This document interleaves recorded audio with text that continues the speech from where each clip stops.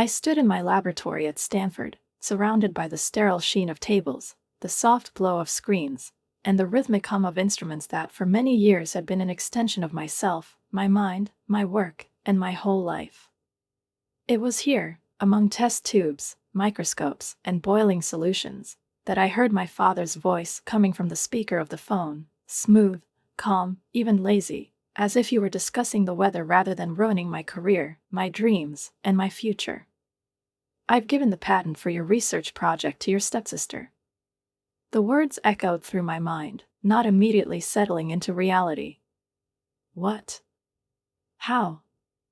I pressed the phone to my ear even tighter, as if hoping that I had misheard, that the connection was bad, that this was all a ridiculous joke. But his father's voice sounded clear, even with a slight sneer, as if he were saying something self-evident that brooked no objections. "She deserves it more than you do." There was the usual note of condescension in his voice, with which he had spoken to me since childhood, as if I was not good enough, not capable enough, not smart enough. "She will know how to properly commercialize it." I stood in the middle of the lab, clutching the phone so that my knuckles turned white, and a suffocating feeling of anger, and resentment spread in my chest. I've spent 5 years researching this. From the moment I graduated from graduate school, it consumed me completely, replacing everything: sleep, personal life, even the simple joys that people live outside of laboratories. My discovery could have changed the world, could have given millions of people a chance to recover, and could have been the most significant achievement of my life. And my father just gave it to Madison, my 25-year-old stepsister, whose only achievement was that she got an MBA from some online university. "You can't do this," I said, forcing my voice to be steady, even though everything inside me was boiling. "The patent is not yours to transfer." "Of course I can," he chuckled, and I didn't even need to see his face to imagine his smug smile. "Carter Pharmaceuticals funded your research. Everything you develop belongs to the company. And I, as its CEO, decide who does what." I squeezed my eyes shut, digesting what I'd heard, suppressing the urge to scream. "Madison has business acumen that you don't have," he continued with forced calm. "She understands the market." I looked down at the computer screen, where the letter from the U.S. Patent Office was open. The confirmation of receipt of the application came 3 months ago. What my father didn't know was that I had foreseen this. He had been pushing me away ever since he married Madison's mother 2 years ago, slowly, methodically removing me from key projects, pushing me out, squeezing me out of the company as if I were an accidental, unnecessary element. "Well," I said carefully, leaning back in my chair, "I hope Madison enjoys trying to commercialize research she doesn't understand." There was silence. It was broken only by the faint crackle of the connection, but even through it I felt that my father was waiting for tears, protests, maybe even pleading. He was sure that I would beg him to change his mind, that I could be broken, forced to accept his terms. "That's it," he said at last. "I will have a legal order to transfer the documents." "Good luck with that," I replied, and without waiting for him to continue, I dropped the call. I immediately sent a short message to my lawyer, Sarah Martinez. He did it as we predicted. Then she put down the phone, but her hands were shaking slightly, not from fear, no. From anticipation. The wheels that I started slowly unwinding a few months ago have finally started to move. I remembered the day when everything changed. When my father brought us to the huge banquet hall for the company's annual charity gala, holding the hand of his new wife, Dean, followed by her, Madison. That evening, I stood on stage, presenting the preliminary results of my research to potential investors. I saw their reactions, heard their questions, and felt the excitement in the audience. I knew it was a success. It was the moment when my work was finally getting recognition. But as soon as I left the stage, my father, without even looking in my direction, turned the conversation to something else entirely. "Madison got her MBA," he announced proudly, clapping her on the shoulder. "She will join the company as the head of strategic development." He said it like it was a great victory, like her online degree meant more than 5 years of my research.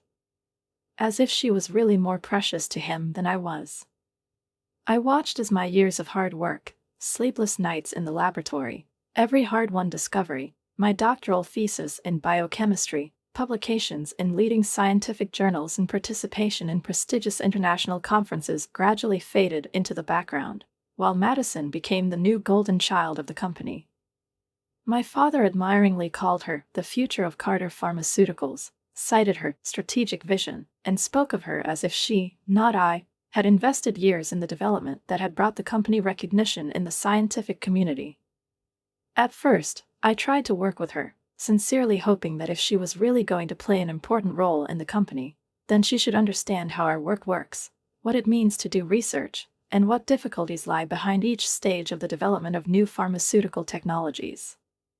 I offered her joint discussions, explained the key principles, shared my knowledge about the specifics of the industry, our research protocols, and the issues that need to be considered. But it quickly became apparent that Madison wasn't trying to learn at all. She did not want to understand the essence, did not try to delve into the scientific side of research. She was not interested in the process, but in control, not in results, but in influence. I began to notice that my access to some laboratories was suddenly restricted, and that I was no longer receiving reports on some of the studies I had participated in. Gradually, my research group was reallocated, funding was reduced without explanation, and I had to request updated data, although it used to come to me automatically. But the most disturbing thing was something else. At meetings about my drug delivery system, Madison sat with a notebook, taking notes, asking questions, but her questions did not demonstrate a deep understanding of the topic. Rather, on the contrary, they betrayed her complete ignorance and inability to understand the key aspects of the work. It was dangerous. This meant that she didn't just want to interfere, she wanted to take control of a project she didn't understand anything about. At that moment, I realized that I had to act. I contacted Sarah Martinez, an old friend of mine from college who has become a leading intellectual property expert.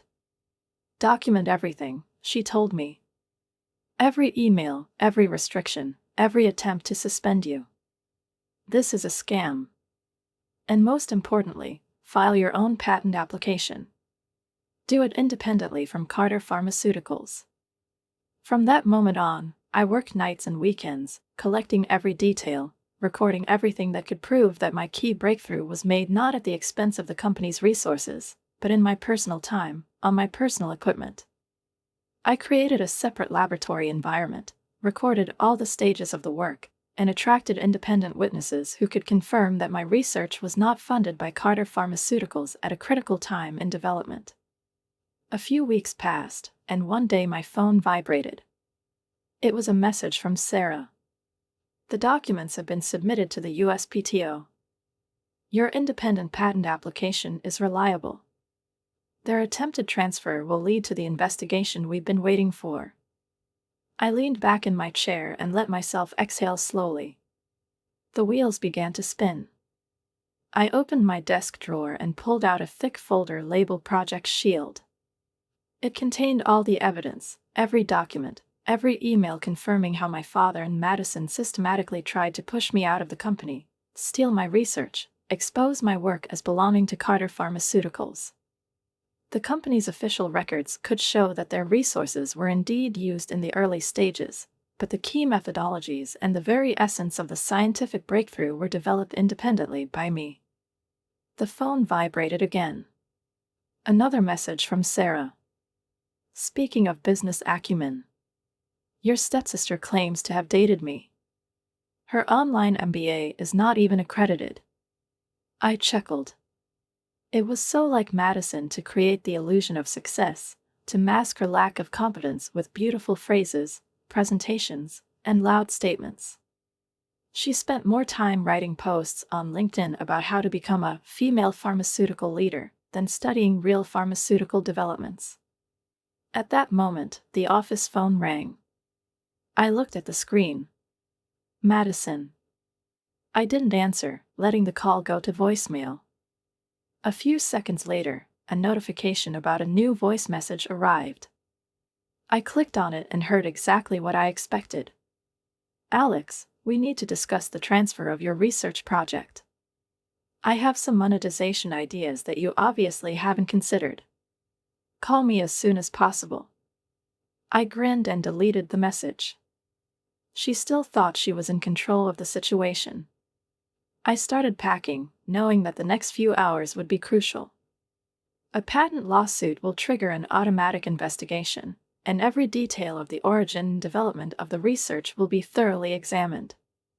No words, no connections will help when there are legal documents, official inquiries, and independent checks.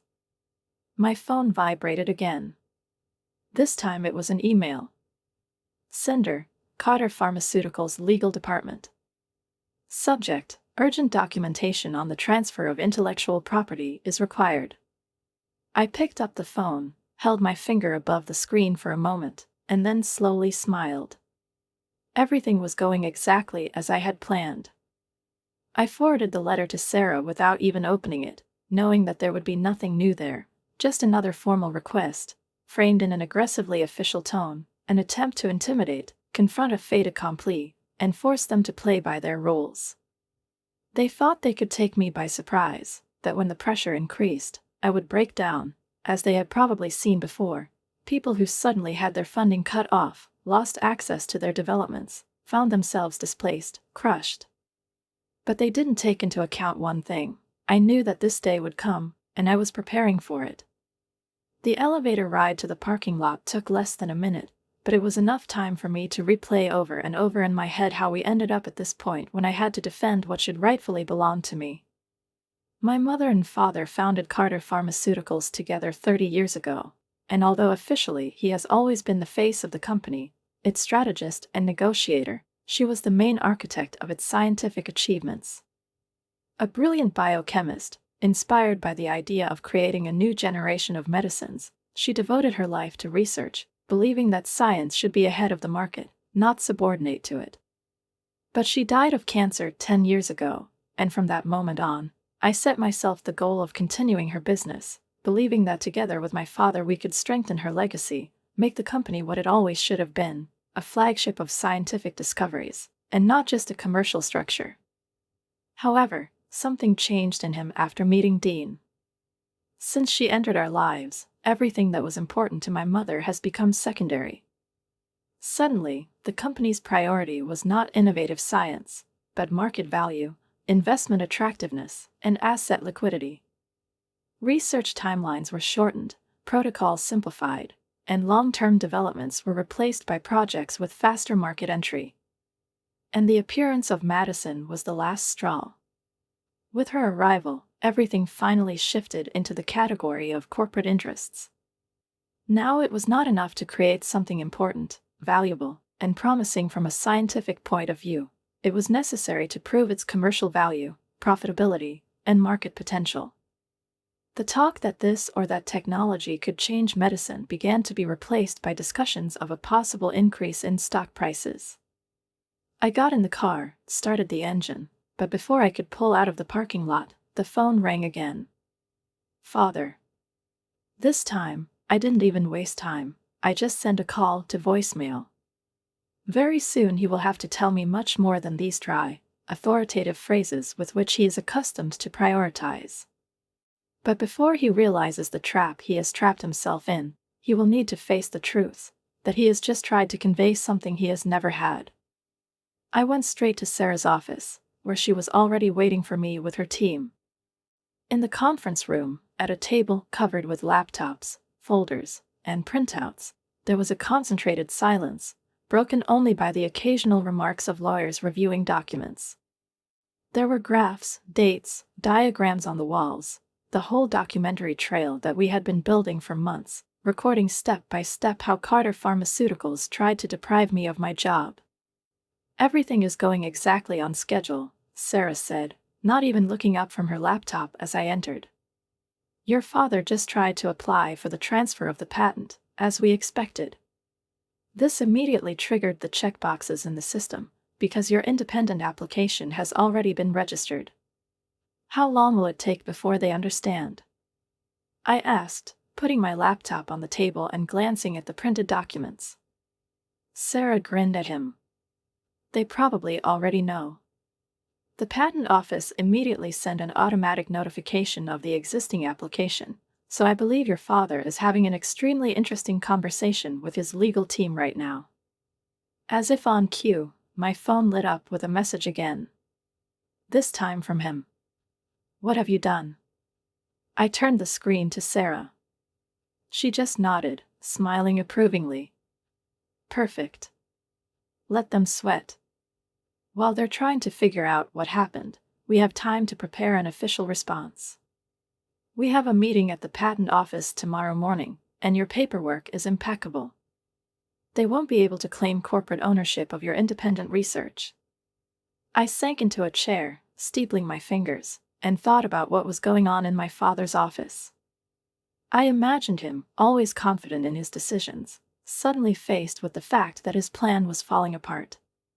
How Madison might be sitting in her new office, ready for a celebration, already making plans for the future, waiting for the patent to officially pass to her, and with it my work, my reputation, and my work.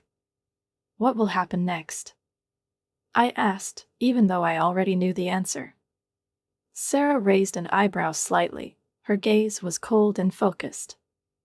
Next, we see how they are trying to explain how they plan to transfer a patent that does not belong to them. The Patent Office takes attempts at intellectual property fraud extremely seriously. Your father will have to choose, either admit that he tried to steal your research, or claim that he did not show due diligence before he tried to arrange the transfer of rights. In any case, it's not going to end well for Carter Pharmaceuticals. My phone kept vibrating. Another call from Madison. Then the father again. Then the number of the company's legal department. I turned off the sound and for the first time in a long time looked from the phone screen to the documents in front of me. Now I knew exactly what to do next. I signed the founding documents, putting Carter Biotech into official operation, and had barely signed the last one when the phone vibrated again. A new message from my father. We need to talk. Now. I smiled, taking my time to answer, then calmly typed a short message. Yes, we will definitely talk. Tomorrow morning. From the car window, I watched the Carter Pharmaceuticals building, seeing how people in business suits with worried faces hurried inside, carrying stacks of papers. Their conversations were tense, and their steps were fast, sharp. The company's legal department was in chaos. My father's attempt to transfer the patent that belongs to me not only failed, but also triggered a series of legal consequences that he clearly did not envisage. Sarah sat next to me, flipping through the documents, checking all the details one last time before our meeting with representatives of the USPTO. She glanced at my phone and snorted. Your dad called 6 times in the last hour. Do you want to hear what he has to say? I shook my head, looking back at the entrance to the building. He had plenty of opportunities to talk before he tried to steal my research, I said, watching another group of lawyers rush into the office building. Let him sweat. The phone vibrated again, this time from Madison. I opened the message, scanned it, and laughed out loud. It's just a misunderstanding. Dad tried to help you by putting more qualified people in charge of your project. Don't ruin everything because of envy. More qualified? I asked, handing the phone to Sarah. She glanced at the screen, gave a strangled grunt, and muttered. Does she even understand what your research is about? She gets the impression that drug delivery systems are like an Uber for medicine. Last month, she offered to make a mobile app for it, I said dryly. Sarah rolled her eyes and went back to the paperwork. Our meeting at the USPTO was scheduled for 10 a.m., but we arrived in advance to quietly observe the developments through the glass walls of the Carter Pharmaceuticals lobby. From afar, I could see people gathering in the main conference room, my father, Madison, Dean, and, apparently, half of the company's legal department. The tension in the air could be felt even from here. Ready? Sarah asked, and another call from my dad lit up on my phone. I nodded, closing the folder with the documents. More than enough. We headed for the building.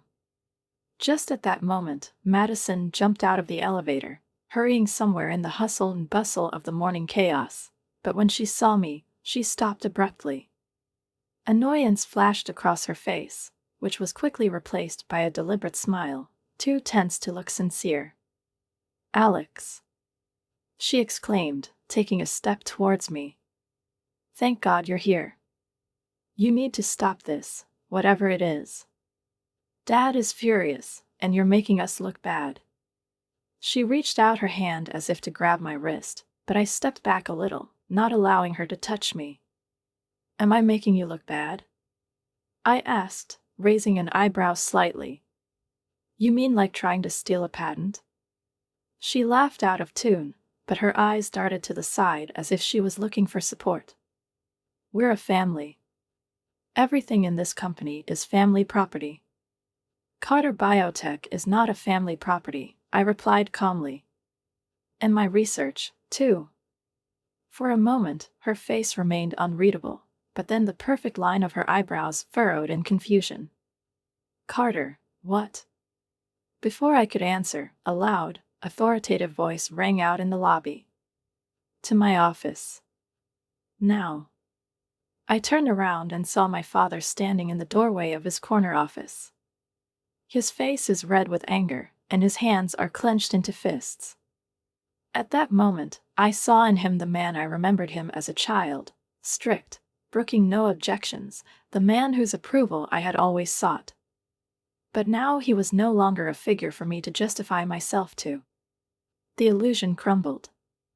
Sarah stepped forward, her voice calm but firm. "All discussions will take place only in the presence of the legal counsel. We have a meeting with representatives of the USPTO in 20 minutes, and we should all gather in the main conference room." My father stared at her for a moment, then looked back at me.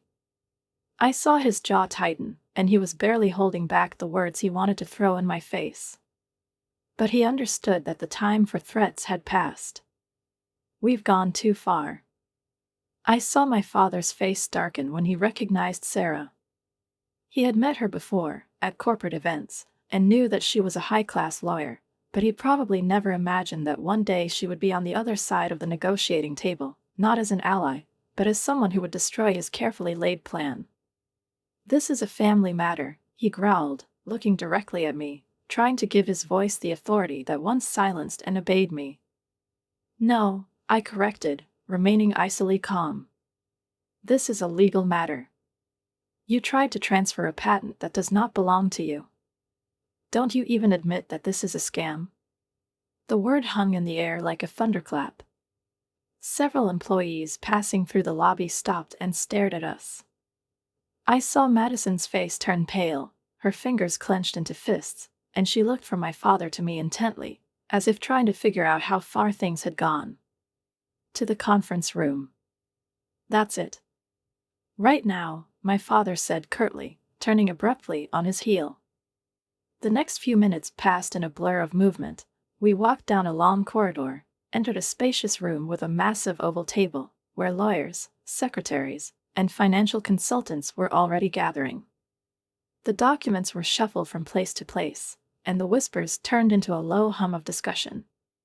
Her father sat at the head of the table, and Dean sat next to him, feigning concern, but her slightly pursed lips and tense shoulders betrayed her irritation. Madison hesitated before taking a seat next to her stepmother, her back tense and her hands clasped in a lock. At exactly 10 a.m., 2 representatives of the U.S. Patent Office entered the room, serious, focused women in business suits who introduced themselves as Dr. Patricia Wong and Miss Andrea Martinez. They didn't waste time on formalities, getting straight to the point. "We're here to solve a serious problem," Dr. Wong began, placing a tablet with an open file in front of her. "Yesterday, Carter Pharmaceuticals attempted to file patent application number 6397421 in the name of Miss Madison Carter. However, this patent was independently filed by Dr. Alexandra Carter 3 months ago, without any corporate affiliation. There must have been a mistake, her father interrupted, leaning forward and folding his hands, as if trying to convince himself that he was right. All the research conducted by Alexandra was conducted under the auspices of Carter Pharmaceuticals. Any resulting patents belonged to the company. Actually, Sarah smiled, calmly pushing a folder of documents forward. We have extensive documentation showing that key breakthroughs were developed independently, using Dr. Carter's personal resources and time. The next hour was agonizing for my dad and Madison. Sarah methodically laid out the evidence, independent laboratory documents confirming that critical stages of research were carried out outside the framework of corporate financing, official records of how my access to laboratories was systematically restricted, emails in which I was denied participation in projects related to my own developments. All of this painted a picture of a carefully thought-out attempt to oust me and appropriate my research. In addition, Sarah continued, shifting another document. We have evidence that Miss Madison Carter falsely presented her qualifications, claiming to have received an MBA from an accredited institution. This raises serious questions about the company's due diligence in trying to transfer complex biochemical patents to its management. I noticed that Madison's face, which had been deathly pale, suddenly turned red. "It doesn't matter," she exclaimed, suddenly losing her composure. "My degree is just as valid as Alex's." I leaned forward, letting my voice sound soft, but there was a lot more poignancy in that softness than in the scream. "Then perhaps, since you are so qualified that you were going to lead this project, you can explain to everyone present how my targeted drug delivery system works." A deafening silence reigned in the hall. I could see Madison desperately seeking support from her father, but he wasn't looking at her. His gaze was fixed on the documents in front of him, and for the first time in a long time, there was no confidence in his eyes. He knew he had lost. Dr. Wong slowly folded her hands in front of her, clearing her throat before speaking. "Based on the evidence presented, it is clear that patent application number 632,198,423 was duly filed by Dr. Alexander Carter as an independent researcher. Any attempt to transfer it without her consent will be classified as patent fraud." In addition, Ms. Martinez added, flipping through the files on her tablet, "We will need to investigate the circumstances of this attempted transfer." The words that came out of their mouths put an end to this issue. Madison sat with a frozen smile, as if she couldn't believe that her plans had been ruined. The father slowly leaned back in his chair, his lips pressed tightly into a thin line, and his hands slowly closed on the edge of the table. I didn't look away. He couldn't dictate terms to me anymore. Patent fraud is a serious offense. Dr. Wong said these words clearly and emotionlessly, as if she were passing sentence, and at that moment I saw my father's face change. The anger he was holding back was confronted with the realization that the situation could no longer be fixed, that he had overestimated his strength, that his habitual confidence was no longer working. His gaze darted between the documents, the representatives of the patent office, Madison, who was sitting with a pale face, and me, and his eyes reflected a mixture of rage, confusion, and, perhaps for the first time in many years, despair. "Alexandra," he said, and his voice was no longer as harsh as before, "you can't do this to the company. With our family." I exhaled slowly, controlling every tone in my voice, not letting my emotions get the better of me. "With our family?" I repeated, looking directly at him. "You mean the family that tried to steal my life's work? The family that rejected me for a man who doesn't even understand basic biochemistry?" I saw Madison twitch, but she didn't say anything.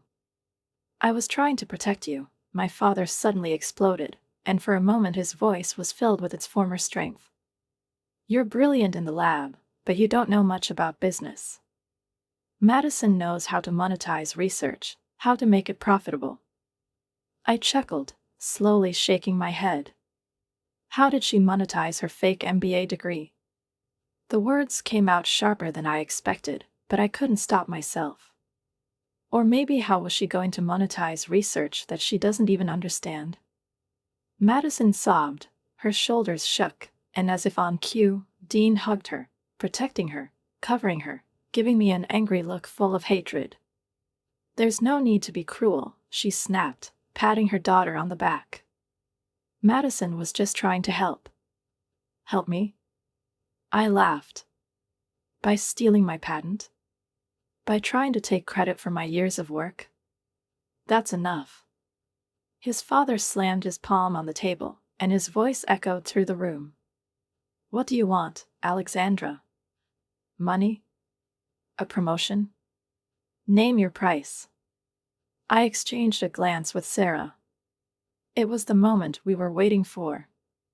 I leaned forward and slowly placed a thin folder of documents on the table, opening the first page. "Actually," I said flatly, "I don't need anything from Carter Pharmaceuticals." His father frowned, his fingers curled into fists. "I started my own company. Carter Biotech. All my research, my patents, my future, they go with me." The silence was absolute. The father slowly took the papers, his hands shaking as he flipped through page after page. His face darkened more and more with each new word he read. "You can't compete with us," he finally managed, but there was no confidence in his voice. "We have the resources. Communications. And you have Madison's experience in creating mobile apps," I replied dryly. "I have real science. Let's see what will be more important for investors." I stood up, motioning for Sarah to follow me, and headed for the exit. As we crossed the lobby, my phone vibrated, and I glanced at the screen. A new letter. Sender: one of the leading investors who attended that fateful gala evening when I first presented my research. Topic: interest in supporting Carter Biotech. I smiled and turned the screen to Sarah. "It seems that the future already looks brighter than the past. Are you ready to change the world?" "What is it?" she asked, going outside with me. I nodded, feeling a surge of confidence. "I'm more than ready." Carter Biotech's first month was spent in a haze of meetings, endless paperwork, and late nights. I booked a temporary laboratory space in a biotech incubator, working from morning to night, checking equipment, setting up processes, discussing the first steps with a small but dedicated team. Several former members of my research group left Carter Pharmaceuticals and joined me, eagerly absorbing freedom from corporate pressure, looking forward to continuing to work on the project. I was reviewing grant applications when my phone vibrated. An unfamiliar number. "Dr. Alexander Carter," I replied, straightening up in my chair. "Alexandra, this is Charles Montgomery from the FDA Advisory Board." My heart skipped a beat. Charles Montgomery. A legend in the field of pharmaceutical regulation, a man whose opinion determined the fate of entire companies, whose signature on documents could open the way to the market or close it forever. "I've heard about your departure from Carter Pharmaceuticals," he continued. "You've made quite a splash in the industry." I bit my lip, but allowed myself a small smile. "I hope that this study created a sensation, and not a family drama." He chuckled briefly. "Both, to be honest. But I'm calling about your targeted drug delivery system." "That's impressive," Montgomery said. There was no doubt in his voice. "We would like you to present your work at the Innovation Summit next month." I opened my mouth to reply, but at that moment the door to my office burst open and Sarah burst in. Her usually calm face was tense, and her fingers were clutching the phone convulsively. "Alex, turn on the financial news. Right now." I quickly turned on the speakerphone so Montgomery could hear the conversation, and opened the news feed on my laptop. A familiar building appeared on the screen, the facade of which I had known since childhood, and in front of it, at the podium, stood my father. His voice was confident, his expression triumphant, and he spoke with the conviction with which he always convinced people that he was doing everything for the good of the company. "Carter Pharmaceuticals is proud to announce our groundbreaking drug delivery system, developed by our brilliant head of strategic development." He paused dramatically, and then said a name that made my heart skip a beat. Madison Carter. It took me a moment to realize that the coffee mug had fallen out of my hand and shattered on the floor with a thud. Is that what I think it is? Montgomery's voice was sharp, and he instantly understood the gist of what was happening. They're trying to steal my research, I said, feeling anger rise inside me, slowly but inexorably. The picture on the screen changed.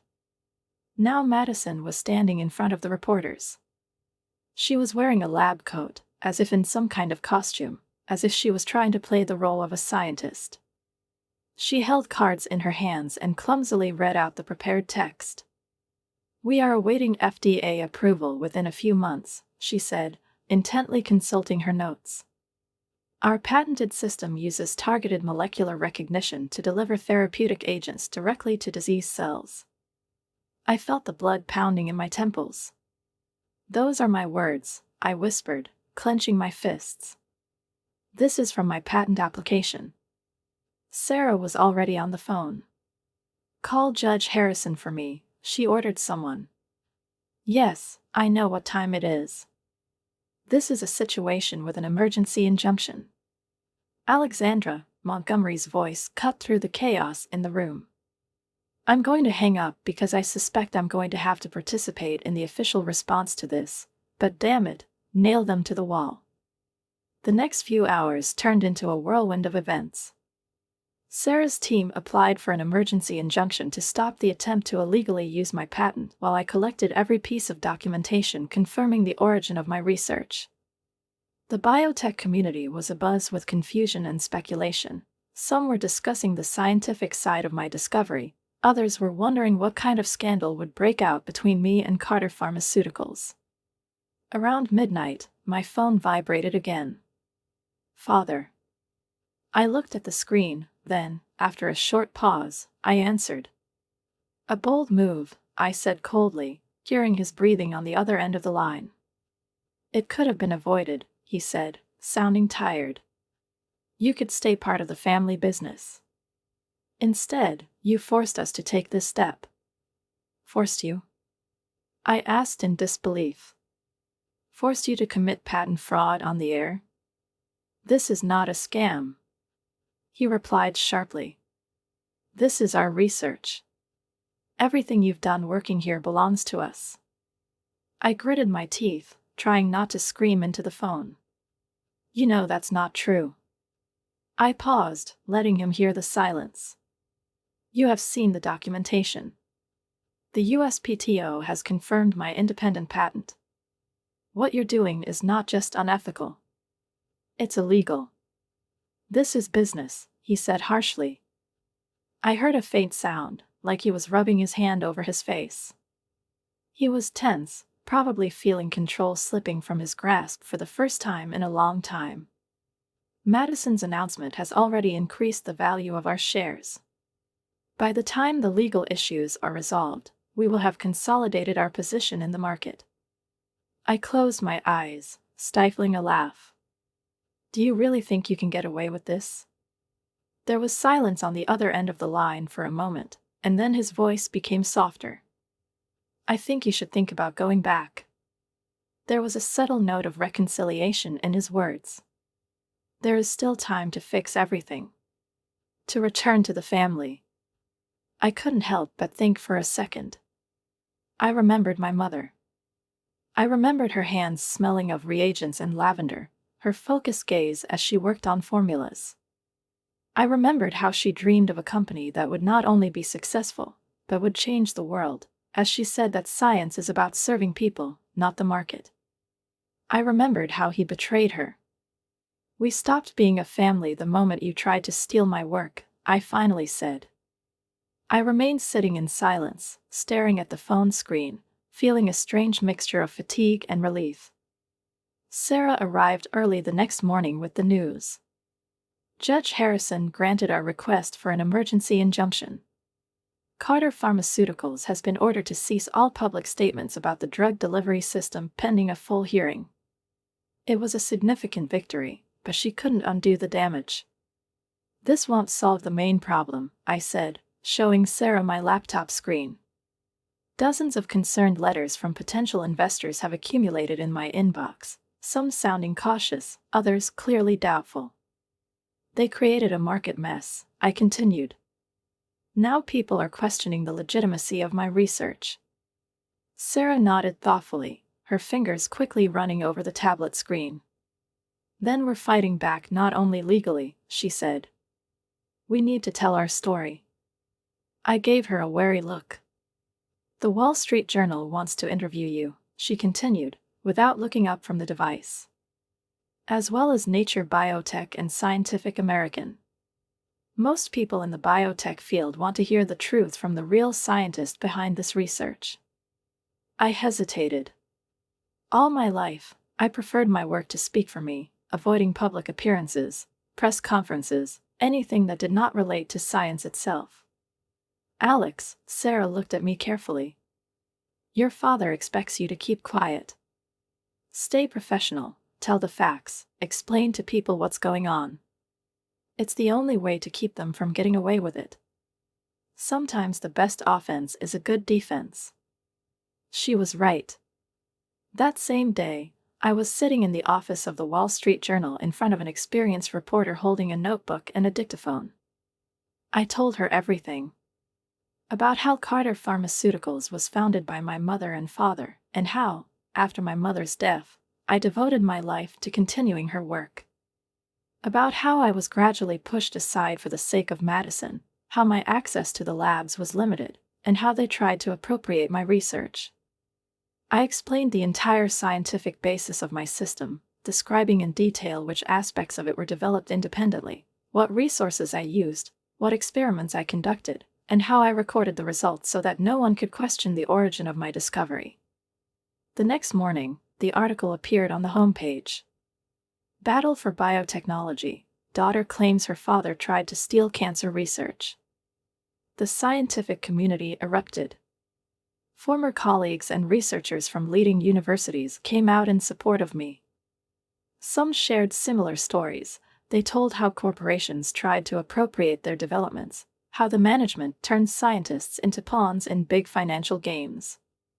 Madison tried to take control of the situation by organizing her own interview, but it turned into a disaster.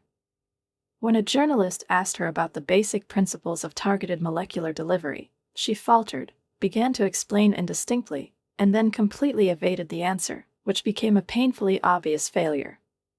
In a few hours, her incompetence spread across the internet, turning into memes and ridicule.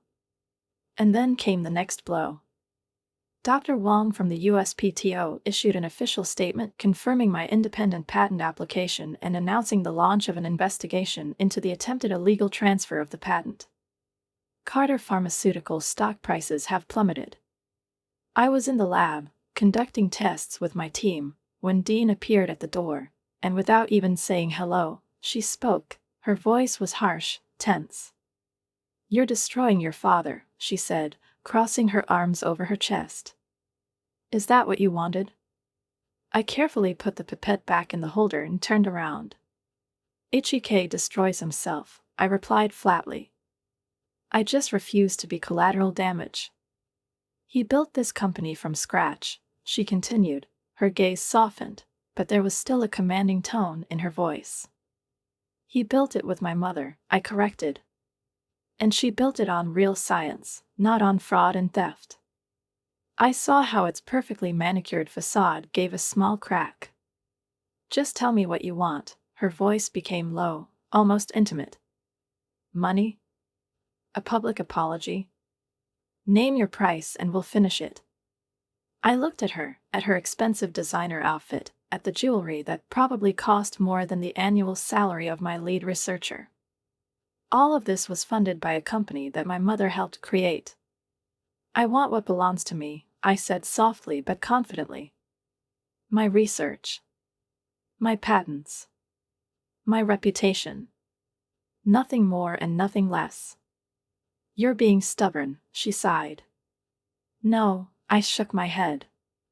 I'm being honest. It's something your family seems to have forgotten how to do long ago. She bit her lip. Her face went blank for a moment, and then, without saying another word, she turned around and left. I allowed myself a short, shallow breath. Dr. Carter? I looked up. One of my researchers, Dr. Park, was standing in front of me, holding a tablet with the results of the latest tests. You should take a look at this. The results were even better than we expected. Our drug delivery system demonstrated unprecedented precision in targeting cancer cells while leaving healthy tissue intact, which was a breakthrough that the scientific community had dreamed of. I looked at the graphs, the numerical performance indicators, and the reports on minimized side effects, and I realized that this was no longer just about patents, companies, or lawsuits. It could have saved lives. My phone vibrated. A message from Sarah. Turn on CNBC. Immediately. I opened the news channel on my laptop connected to the big screen in the lab and saw that Madison was giving another interview. But this time, something was different. She no longer looked confident. Her smile was tense, her movements nervous, her fingers kept touching the notes, as if she was looking for answers she didn't know. Miss Carter, the reporter said, staring at her. Several independent sources have questioned your scientific credentials and your role in the development of this technology. Can you explain exactly what your contribution was? I held my breath. Madison's composure cracked. I. She began, her eyes darting around the studio in search of salvation. I helped with the business side, the monetization strategy. But you claimed that you were developing the delivery system itself, the journalist persisted. That is. Dad said that. Her voice faltered, and to my surprise, tears sprang from her eyes. She turned away from the camera, covering her face with her hands, and without finishing the interview, literally ran backstage. A few hours later, Carter Pharmaceuticals released an official statement in which it tried to smooth over the situation, explaining that Madison only supervised the project, but was not directly involved in the development of the technology. But the damage was done. The company's reputation, which had already suffered after a high-profile lawsuit, was now finally bursting at the seams. That evening, a man appeared in my laboratory whom I did not expect to see. Dr. James Chen, head of research at Carter Pharmaceuticals and an old friend of my father's. He slowly looked around, his gaze lingered on the appliances, on my staff, who were working intently, not even noticing his presence. She always said that you have a gift for seeing things that others miss, he said finally, and I realized he was talking about my mother. Did you know? I asked. I suspected, he answered honestly. Everything changed after your father married Dean. Suddenly, everything depended on quick profits. Science has become secondary to the perception of the market. Why didn't you say anything? He sighed heavily and slumped his shoulders, looking tired for the first time. I had to do it, he admitted. But I'm saying something now. Half of the research department wants to work for you. I looked at him, then looked around. I looked at our work. On the devices, on the formulas, on the graphs that could change the treatment of cancer. The lives we could have saved. This is what my mother wanted, I said softly. Real science. Real progress. Real honesty. And it looks like you're becoming the face of this movement, Sarah added, entering the lab with a tablet in her hands. Your interview is going viral in the scientific community. You're becoming a symbol of women in science speaking out against corporate theft. People are calling you the future of biotechnology. I smiled, imagining Madison in her ridiculous robe, reading cards, playing scientist. No, I said, I'm just who I've always been. My mother's daughter. But it didn't end there. The FDA investigation into Carter Pharmaceuticals revealed much more than just an attempt to steal a patent. Internal audits were revealed, revealing falsification of test data, a scheme to conceal side effects, and a number of violations that began shortly after Dean's father married. I was at a meeting with potential investors discussing funding for clinical trials when Sarah burst into the room. Alex, turn on the news. Now.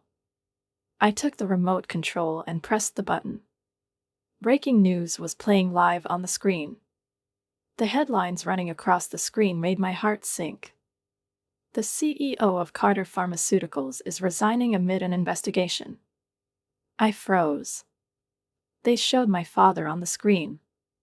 He was standing at the podium in the same lobby where, just a few weeks ago, he had announced the Madison Carter drug delivery system. But now his posture was different. His face seemed to have aged, his gaze faded. He opened the prepared sheet and began to read. In light of recent events in the ongoing FDA investigation, I am announcing my immediate resignation as CEO of Carter Pharmaceuticals. I heard someone in the room exhale heavily. I admit that under my leadership, the company has deviated from its fundamental principles. His voice trembled slightly, but he continued. The camera caught Dean's face sitting in the front row. She looked like she had swallowed something bitter. In the meeting room where I was, the investors stared at the screen with stony faces. When the broadcast ended, Victoria Chong, a leading venture capitalist, was the first to break the silence. She folded her hands on the table and said, "Well, I think that makes our decision a lot easier."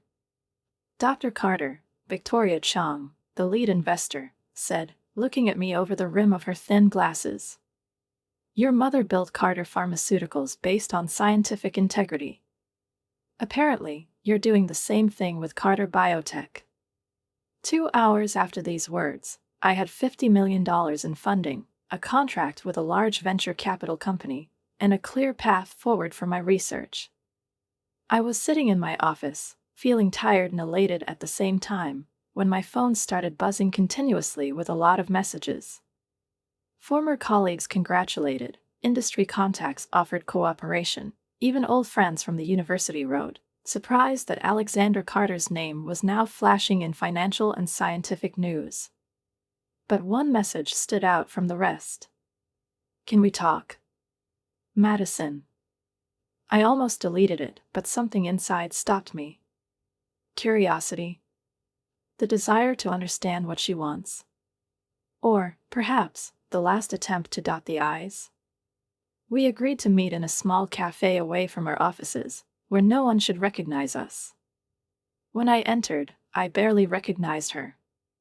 No designer clothes, no perfectly styled hair, no tense, self-confident expression on her face. She seemed smaller, more vulnerable, as if she had suddenly lost the protection that the name Carter gave her. "I'm sorry," she said as soon as I sat down. "I know it won't fix anything, but I needed to say it." I studied her face, looked into the expression in her eyes, trying to find the usual manipulations that I had long been accustomed to, but this time there was something different. Not excuses, not a game, but, it seems, sincere remorse. "Why did you do that?" I asked, locking my fingers together. "You knew you'd be found out sooner or later." She looked down into her coffee cup and was silent for a long time before she finally spoke. "Dad said it was easy. He said you were selfish, that family companies should stick together." I believed him. Because I wanted to believe that I could become what he wanted me to be. She looked up at me, her eyes filled with tears. "I've never understood what you do. Your science, your research, it always seemed like something alien to me, some kind of foreign language. But I wanted to make a difference so badly. And that's why you tried to steal something you didn't understand?" Madison smiled bitterly. "I've convinced myself that it's not stealing. That it's just a redistribution of family resources." She wiped her eyes, then shook her head and grinned once more, this time with irony. "God, I sound just like Dad, don't I?" I didn't have time to answer. My phone vibrated with an urgent message from Sarah. "The FDA report is coming out in 10 minutes. It's worse than we thought." I immediately opened the news feed and froze. The report was devastating. Years of hasty tests, falsified data, ignored security protocols, all this came out. Carter Pharmaceuticals stock prices began to plummet. The board of directors has announced an emergency meeting. Madison stared at her phone screen, her face getting paler by the second. He knew, she whispered. Dad knew about all this. She raised her head, her lips trembling.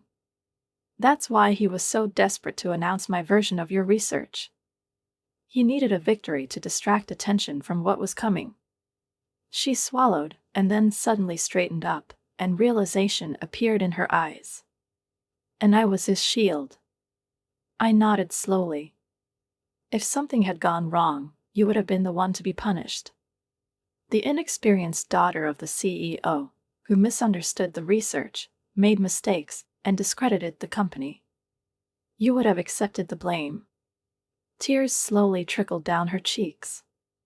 I was so stupid. I looked at her, and my anger gradually turned into something else. Pity. Yes, you were, I said, but not with malice. But you weren't the only one he manipulated. My phone vibrated again. Dr. Chen. Alexandra, the board of directors has just voted. They're taking everyone out. Your father, Dean, and the entire senior management team. I exhaled in surprise. They want to talk to you. With me? They need to restore trust in the company. They think about symbolism. Robert Carter's daughter, Catherine Carter's daughter, would help them fix the situation. I thought about it for a second. About his mother. About the company she was building. About the principles she followed, about what her dream turned into. And then I thought about Carter Biotech. About our laboratory. About our research. About the lives we could have saved. I exhaled before saying, tell them I'm flattered. But I already have a company. Built on the same principles that my mother valued. I looked at Madison. She didn't take her eyes off me. You're not coming back. I shook my head. No. I got up, leaving the money for the coffee on the table, and before I left, I said, but maybe it's time for you to build something of your own. Something real. Late in the evening, when I was working late in my laboratory, checking the latest test data, there was a knock on the door. I already knew who it was even before I turned around. My father. He looked old, tired, and not at all like the man I remembered, unwavering, confident, used to dictate terms and always get his way. Right now, sitting in front of me was not the powerful CEO of Carter Pharmaceuticals, but a man who had lost everything, his company, influence, family, and perhaps even himself.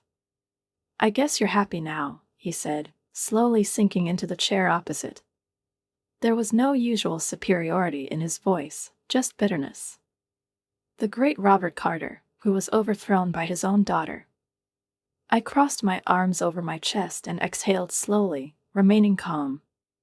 You overthrew yourself, I corrected. I just refused to let you take me with you. He chuckled, but there was no irony or amusement in that laugh. I was trying to protect the company. No, I shook my head, cutting off any attempts at excuses. You were trying to protect yourself. Mom built this company on scientific honesty, on the desire to help people, on the search for knowledge, and not on its distortion. You've turned it into a game of thimbles, where the main thing is to cash in quickly and cut corners. He was startled when he heard her name. Catherine, he exhaled, running a hand over his face, as if wiping away invisible fatigue. She'd be disappointed in me, wouldn't she? I looked at him. Yes. He closed his eyes and just sat with his shoulders slumped for a second. And you? What is it? He finally asked, looking at me. What will make you happy now? Money? Control over the company? I squeezed my fingers a little, realizing how far we had come, how everything had changed over the months. It makes me happy, I said, gesturing around the lab I was sitting in. Real research. Real science. Real progress. Everything my mom taught me. He looked around slowly, as if for the first time he really saw what I had built. Modern equipment, researchers immersed in their work, a wall with records of complex formulas and graphs. None of this was Carter Pharmaceuticals' legacy. It wasn't a gift, it wasn't his handout. It was mine. You really did it, he whispered. I built all this on my own. No, I said, standing up. With the team. To those who believed in me when you tried to destroy my future. He nodded slowly, as if accepting this fact. I don't think there's a way to fix this, he finally said. I thought about it. After all that he had done, after all the manipulations, lies, betrayal, was there a way to fix everything? Not between us, I said calmly. But you can still fix yourself. Tell the truth. Take responsibility for yourself. Be someone Mom would be proud of. He looked up at me, his eyes full of emotions that I couldn't read, but I didn't expect him to respond anymore. When he left, I sat in the lab, surrounded by the light of the screens and the faint hum of working equipment, thinking about everything that had happened. My father tried to give my life's work to someone else, but in the process he forced me to create something better, something that truly belonged to me. Sarah found me a few hours later.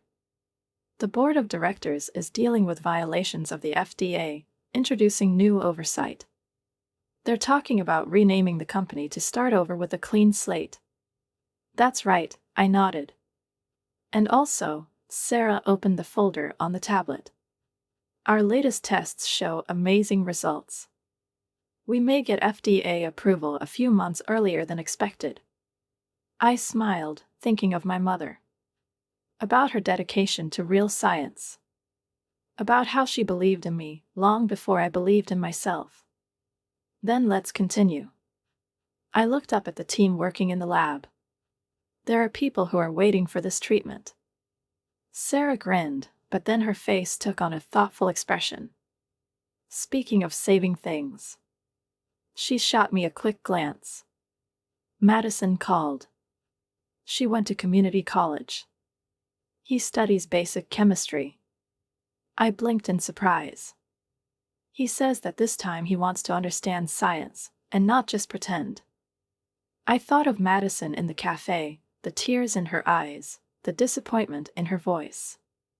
Her fear of her own defeat, of expectations she could never meet. It won't be easy for her, I said sincerely. No, Sarah agreed. But maybe now she's at least trying. The next morning, I arrived at the lab early. The first rays of the sun filtered through the windows, painting the room with a soft golden light. There was a small package on my desk. I opened it, and my heart sank. It was my mother's old laboratory journal. I slowly flipped through the yellowed pages full of old formulas, calculations, and notes in the margins. On the first page, I saw lines that I had never noticed before.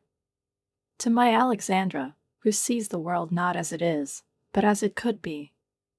Never let anyone take away your light or steal your dreams.